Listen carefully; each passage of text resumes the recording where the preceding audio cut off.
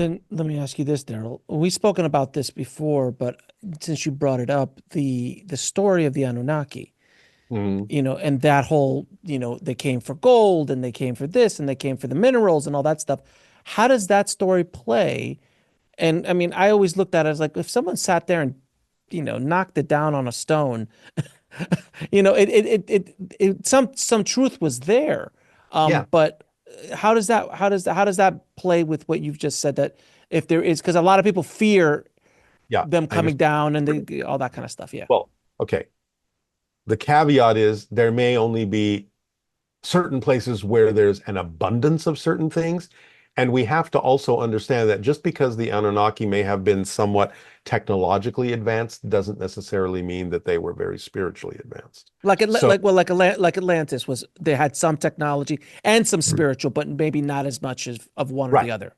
So Got it. we can't necessarily ascribe the idea that the Anunnaki were these all amazing spiritual beings. I don't believe they actually were. In fact, in creating Homo sapiens, I think we got a lot of their traits. And we're seeing a lot of that play out in the things that we do to each other.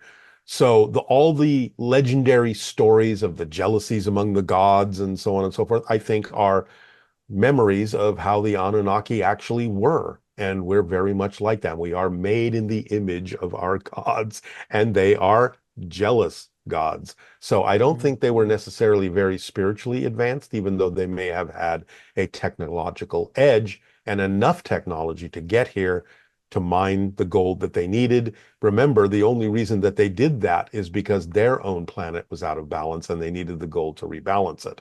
So I'm not sure that we're actually talking about someone that is as advanced as something like the Pleiadians Mhm. or, even the hybrids at this particular point, but they just had enough of a technological edge that they could get here to do what they needed to do. So that was my next question. From my understanding, because a lot of people have always been told me that like they're fearful of Independence Day, or Mm, the alien species or a predator or these kind of yeah, alien species that could come down and destroy us with their technology, this or that. yeah.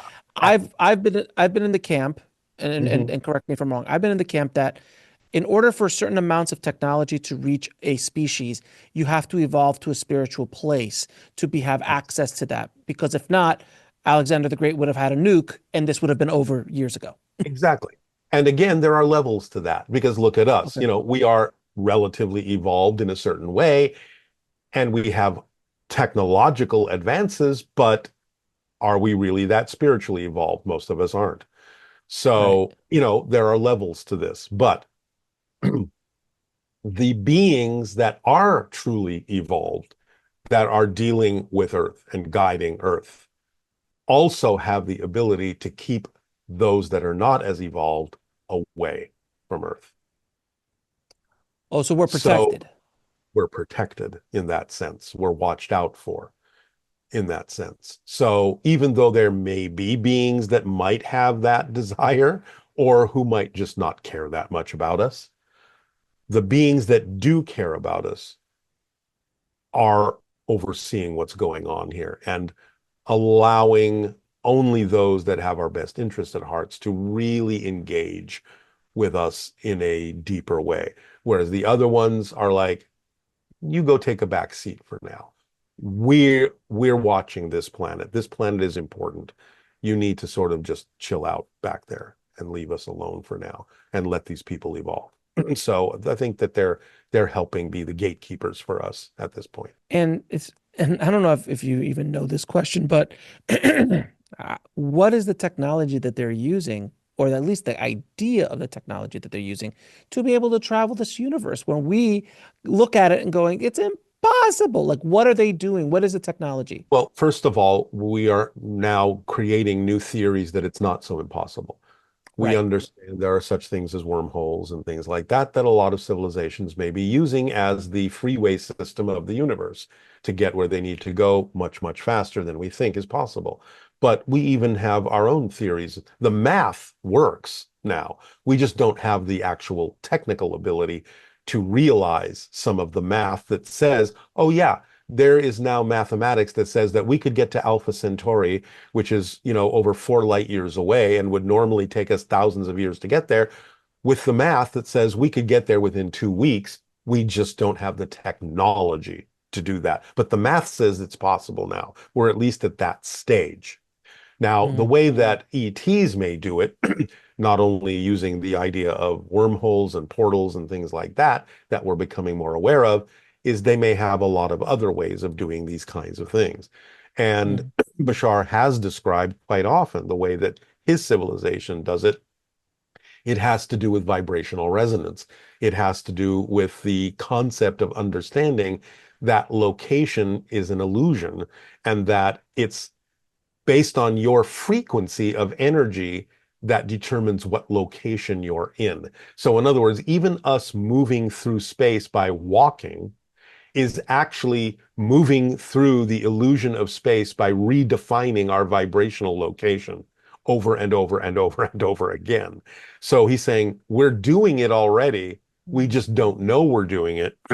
And if we simply say, okay, the vibrational location of location A is different than the vibrational location of location Z, which is way over there. But if I changed my vibration to the vibration of location Z, I would have to stop existing at location A and instantly start existing at location Z, because this is a holographic universe and all locations that look like they're far apart are actually all right here. And we have just literally shifted our frequency to match that of location Z. But in the physical linear reality, location Z is way over there, light years away. But in reality, it's not. It's right here. And the only thing that determines it's a different location is its locational frequency. And so their ships actually are capable of shifting their locational frequency to stop existing in one spot and start existing in another. And in physical reality, it looks like they've traveled a great distance. From their perspective, all they've done is just shift a vibrational resonance a little bit. it sounds almost like when I've spoken to near-death experiencers, when they're on Mhm. the other side, everything happens instantly by Right, thought. You right. think you want to go to Paris, you're there. You want Oh, to exactly. go you want to go to that mountain on the edge, but Because you're seeing you're because there. space and time are not the same there, and everything is accessible all at once in the same place if you just focus on it. And so they have figured out a technological way to do that It's here in similar physics way. Yeah, a way. because It, we're it's really the idea of, are you familiar with the idea in quantum physics of superposition? explain it to the audience, but I understand. Yeah, Superposition is where a particle or whatever theoretically exists in multiple positions simultaneously. correct. Right. And therefore, what they have discovered is the entire universe is in superposition, and every element in it is in superposition. The potential for an object to exist at any point in the universe is the same. And all they're doing is directing the energy of their craft and the crew within it, isolating them in some sort of force field bubble that unlocks them from any particular position and imposing a position they want to impose on it that represents a position light years away. And so, since they potentially already exist in that position and every position in the universe, they are manifesting more strongly one position over another. And so they blink out here and blink in over there. And It's a that's how tuning. it's a tuning. It, Exactly. Just like changing uh, channels on a television. Oh, I'm watching one program. Click. Now I'm watching another program. Totally different.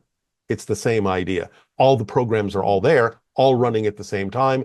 All you have to do is change the channel and get a completely different story. oh, that see now that makes absolute 100% sense to me. The concept of like that's the idea of I use the concept of television for all Yeah, all of our lifetimes are going on at the exact same time, exactly. all at the same time, and they're all Right. happening, but we only focusing on Friends right now, Yes. and then we'll go to Big Bang Theory afterwards, and then we'll go to Breaking Bad after Yeah. that, and so on.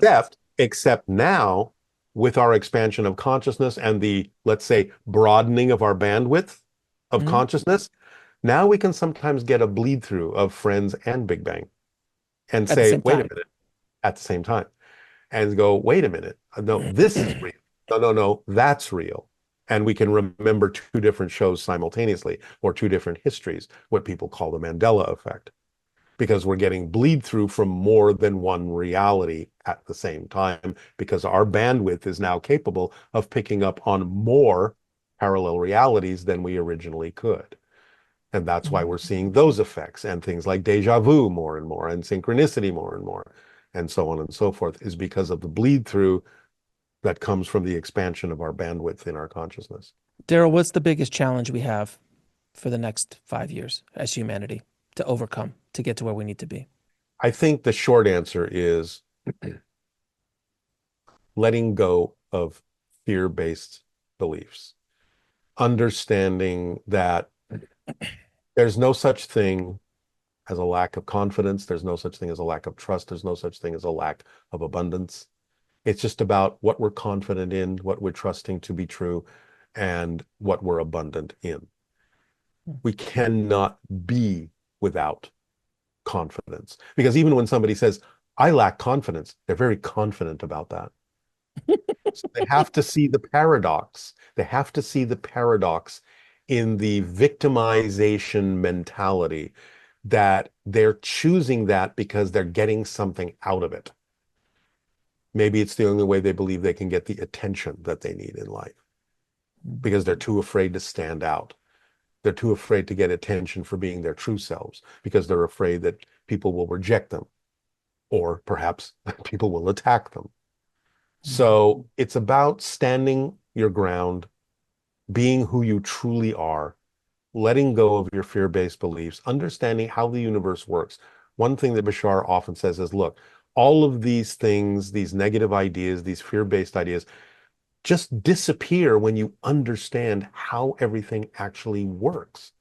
And that's why he explains things in a physics kind of way, because he's saying, look, if you just understand the mechanism, you know that this thing over here that you've been afraid of for so long can't be really true when you compare it to the structure of how things actually are. So that's why he spends so much time explaining the structure of existence, because when we understand what the structure looks like and how it works, then we know that certain things, when held up to it, are just fantasies. They're just misunderstandings. They're just mythologies that don't help us move forward. So understanding how everything works, understanding the true nature of existence, is important for us to be able to really move forward, letting go of old-fashioned, outdated definitions, and coming into the modern century with new definitions that work for us, that are representative of how things actually are. The oldest example, the simplest example he gives is, look, we still look at the sun setting every night and we go, what a beautiful sunset. Now, we still use the word sunset. We know the sun doesn't set. We know that the earth is revolving, and that's what creates that effect of the sun going down. But we still say sunset. But we also no longer think that the sun revolves around the earth. We understand why it looks that way. So he's saying you need to upgrade your definitions for a lot of things in the same way. You can still use the word sunset, but you understand that the sun isn't actually setting, because it's not moving around the earth. The earth is revolving and moving around the sun. So you now understand the underlying mechanism that actually causes that effect. But the effect and the mechanism are two different things. And that's what we have to learn. The effect and the mechanism are two different things. To watch the full video, click on the link below, and don't forget to subscribe.